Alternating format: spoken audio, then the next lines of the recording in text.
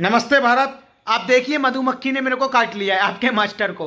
और आपके मास्टर को समझ में आ गया मधुमक्खी ने काट लिया, तो उससे रिलेटेड जो साइंस है, डंक कैसे मारती है, मधुमक्खी से कैसे ये सूज जाता है, किस तरीके से मधुमक्खी प्रजनन करके अपनी जनसंख्या को बढ़ाती है, सारे जितने भी क्वेश्चन हैं वो जल्दी से हम अपनी क्लास में कवर करते हैं। जल्दी चलो, मेरी आंख पे फोकस मत करो, पकौड़े जैसी जो आंख है ना उस पर नहीं, क्लास में चलो। तो अपनी सूजी आंख को छिपाता हूं और आपको बताता हूं मधुमक्खी डंक कैसे मारती है। ध्यान से देखना, मधुमक्खी जब डंक मारती है तो वो अपने पीछे वाले हिस्से से डंक मारती है, और जब स्किन में डंक घुस जाता है तो उसे स्किन के अंदर छोड़ जाती है और आधी टूट के चली जाती है। तो मधुमक्खी डंक मारने के तुरंत बाद मर जाती है। स्किन के अंदर एक वेनम यानी कि जहर या थोड़ा सा केमिकल जो छोड़ती है, उसका नाम होता है एपिटॉक्सिन। एग्जाम में पूछा जाता है कि मधुमक्खी डंक मारते समय कौन सा केमिकल छोड़ती है, तो बोलना एपिटॉक्सिन। ठीक है, तो इस तरीके से डंक मार के मधुमक्खी जो है मर जाती है। अब देखो, मधुमक्खी के डंक के बारे में समझ में आया। जैसे ही डंक मारती है मधुमक्खी तो बहुत तेज छेंटता है, क्योंकि वेनम जाता है अंदर, और अगर आपने सही इलाज नहीं किया तो वो तुरंत सूजने लग जाता है धीरे धीरे। तो मेरा ये 8 घंटे का दृश्य देख रहे हो आप, किस तरीके से सूज रहा है, देख रहे हो आप, है ना। तो समझो मेरी बात को। इसे अगर आप नहीं सुझाना चाहते तो कुछ लोग क्या करते हैं, लोहे को घिस लेते हैं। लोहा थोड़ा हार्ड होता है, हार्ड होने की वजह से क्या होता है, जो अंदर डंक फंस गया है वो निकल जाता है। और दूसरा, मधुमक्खी का जो शहद होता है उसे भी लगा लेते हैं लोग, क्योंकि शहद जो होता है मधुमक्खी का एंटीबैक्टीरियल होता है। अगर उसने डंक मारा है तो वो सही हो जाएगा। ठीक है, तो ये डंक मारने के इलाज हो गए। अब समझेंगे मधुमक्खी का जीवन चक्र कैसा है, कितने तरीके की मधुमक्खी होती हैं, रानी मधुमक्खी क्या होती है, वर्कर मधुमक्खी क्या होती है, ड्रोन क्या होता है। सारी चीजें समझने से पहले आपके आशीर्वाद से हमने खुद का गुरुकुल आगरा में खोला है। मैं उसे दिखा देता हूं। 20 बीघा में हमने बिल्डिंग ली है एक। ठीक है, तो जिससे आप लोग देखोगे तो आपको मजा आ जाएगा। ये देखो, इस वैसे तो मैं आपको पूरी वीडियो का लिंक डिस्क्रिप्शन में दे दूंगा। ये हमारा गुरुकुल है। ठीक है, अब यहाँ पे 1 रुपए शुल्क में हम बच्चों को रहकर पढ़ा रहे हैं। चलो मैं आपको एक बार हल्की सी डिटेल देता हूँ गुरुकुल की।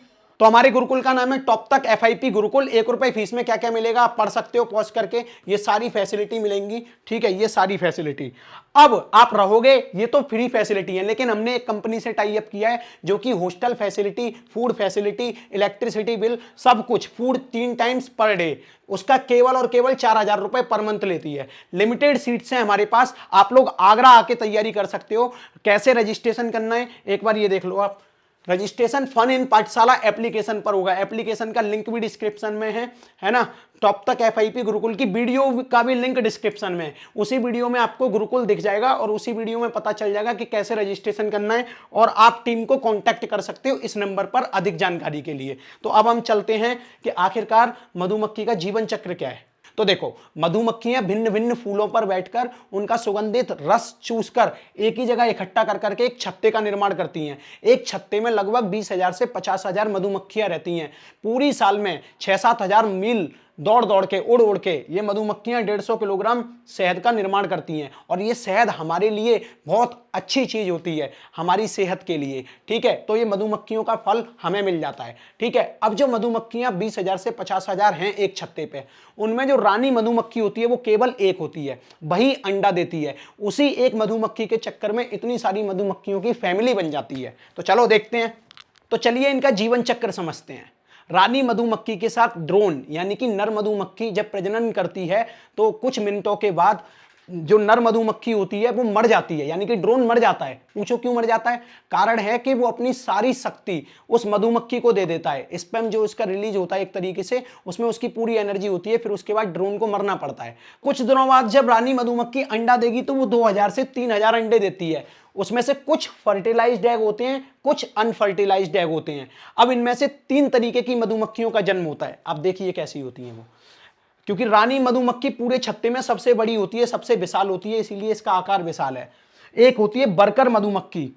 इसका जन्म देने में कोई काम नहीं है, बस ये पैदा ही इसीलिए हुई है कि फूलों का रस चूसे और छत्ते का निर्माण करे, है ना, और जो मधुमक्खी के बच्चे हैं उनका खाने पीने का इंतजाम करे। तो इस मधुमक्खी को बोलते हैं वर्कर यानी कि श्रमिक मधुमक्खी।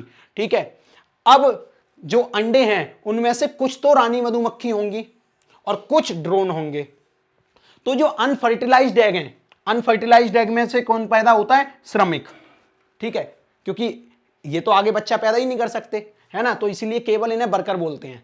और जो फर्टिलाइज्ड एग होते हैं उसमें से कुछ तो रानी मधुमक्खी पैदा होती हैं और कुछ ड्रोन पैदा होते हैं, नर मधुमक्खी, है ना। अब देखिए वर्कर्स क्या करते हैं, ज्यादातर ध्यान किसका रखते हैं, नर मधुमक्खी का और ड्रोन का, क्योंकि इन्हें अपना वंश बढ़ाना होता है आगे, इन्हें अपनी फैमिली बढ़ानी होती है आगे। तो वर्कर्स जब खाना देते हैं ना, अंडे में से निकलता है जब प्यूपा वगैरह, तो अभी समझा रहा हूं मैं, टेंशन मत लो, समझा रहा हूं। इधर देखो होता क्या है, अंडे से लगभग 3 से 6 दिन बाद बनता है लार्वा। क्या बनता है, लार्वा। अब लार्वा बनेगा, थोड़े दिनों बाद ये लार्वा बड़ा हो जाता है। तो इस लार्वा को भोजन देना पड़ता है, जब भी तो मधुमक्खी बनेगी। तो इस लार्वा को जो है वर्कर्स मधुमक्खियां, श्रमिक मधुमक्खियां जो है एक स्पेशल जेली टाइप खिलाती हैं, जो कि शहद जैसी ही होती है लगभग। अब स्पेशल जेली जब वो खिलाती है तो चुन चुन के खिलाती है। जो वर्कर्स मधुमक्खी होती है उन पर ज्यादा ध्यान नहीं दिया जाता, क्योंकि लार्वा से पता चल जाता है कि कौन यहाँ पे फीमेल है, कौन यहाँ पे मेल मधुमक्खी है। तो उन्हीं का ज्यादातर ये वर्कर्स ध्यान रखते हैं, है ना। फिर उसके बाद 10 से 14 दिन बाद बनता है प्यूपा, मतलब लार्वा से प्यूपा बनेगा। ये जीवन चक्र पेपर में पूछ लिया जाता है।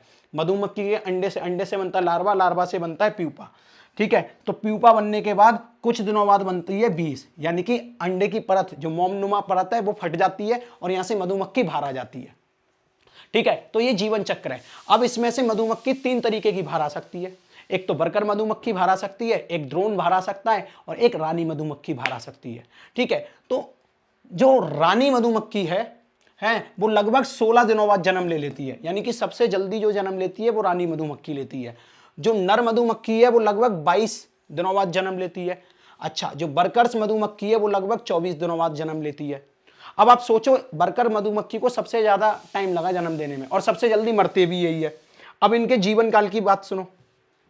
जो मधुमक्खी में वर्कर्स मधुमक्खी होती है वो 6 वीक तक जीती है, केवल 6 हफ्ते तक। नर मधुमक्खी जो होती है वो 20 वीक तक, 20 वीक्स तक जीती है ना, क्योंकि इतने वीक में वो संभोग या फिर बोल दो प्रजनन करने के लिए रेडी हो जाती है। उसके बाद प्रजनन करने के बाद भी मर जाते हैं। तो नर मधुमक्खी ज्यादा अमाउंट में होती हैं, लेकिन सबसे ज्यादा अमाउंट में कौन पैदा लेते हैं, वर्कर्स मधुमक्खी, ठीक है। फिर जो रानी मधुमक्खी होती है वो 5 साल तक जीवित रहती है, इसका टाइम है 5 साल, है ना। अब आप ये कह रहे होंगे सर पहले से ये छत्ते पे एक रानी मधुमक्खी है, फिर नई रानी मधुमक्खियों ने जन्म ले लिया। तो रानी मधुमक्खी जैसे ही जन्म ले लेती हैं, बड़ी हो जाती हैं, तो वो अपना एक अलग छत्ता बनाती हैं कुछ वर्कर्स मधुमक्खियों को ले जाकर। तो ये एक प्रोसेस होता है छत्ता बनाने का और रानी मधुमक्खी के राज्य का, ठीक है। तो ये आपको बढ़िया तरीके से समझना चाहिए। तो मधुमक्खियों का साम्राज्य तो समझ लिया। डिस्क्रिप्शन में जो लिंक दे रखा है वो जरूर देखना गुरुकुल का, और एप्लीकेशन पे जाके रजिस्ट्रेशन करके जल्दी आगरा आ जाओ, लोकेशन भी डिस्क्रिप्शन में दे रखी है, ठीक है।